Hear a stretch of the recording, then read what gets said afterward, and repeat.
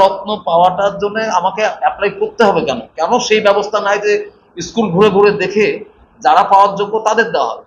এবং এটা নিয়েও আমার খুব মানে আমরা হয়তো পেয়েছি, মানে আমি নিজের জন্য ই করছি না, এবং এটা বলতে গিয়েও অনেক জায়গায় লজ্জা পাই আর কি।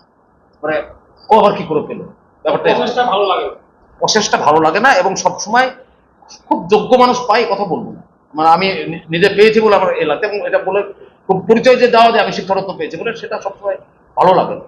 আপনি ছেড়ে দিতে চাইছেন কেন?